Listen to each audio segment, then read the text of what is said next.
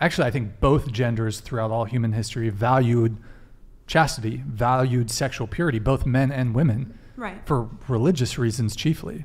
Although men were more invested in it because one of the reasons men care about a woman's body count or a woman's promiscuity, if a woman's promiscuous, you cannot guarantee paternity.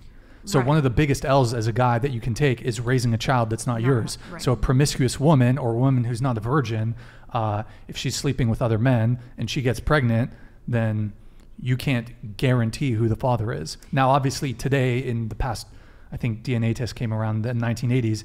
Now we can determine who is the father. However, that doesn't undo our evolution and our biology for men having a evolutionary hardwired desire to know that the child that we're raising and investing our time, energy, and resources in is actually our child. So I think that's one of the reasons why men care more about promiscuity and body count than women, for evolutionary and biological reasons, because as a woman, if you get pregnant, you know for certainty the child is yours. However, if a man, unless you get a paternity test, there's really no way to ensure that. And the way they ensured that as best as they could in the past was with virgins. If the woman's a virgin, she's had sex with no other men, you know for certain that if you have a child with her, that the child is yours. So yeah, I think, but even like back in the day, right, I think you could tell if a woman was promiscuous, because sex work and prostituting has existed since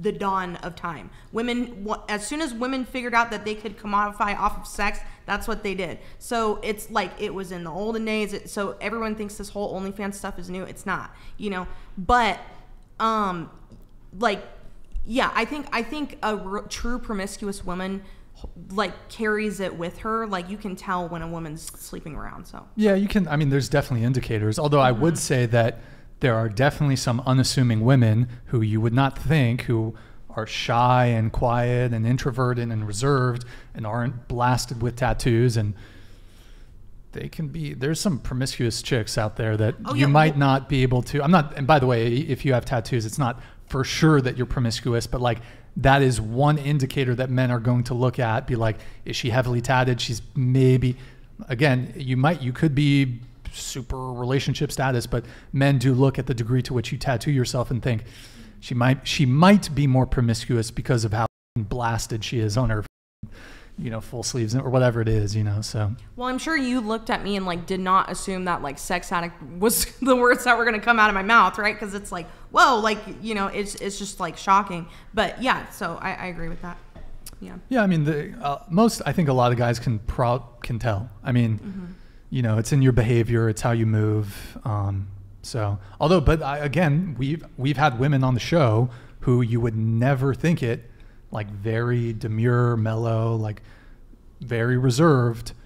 And we had a 19-year-old girl who had slept with 33 people.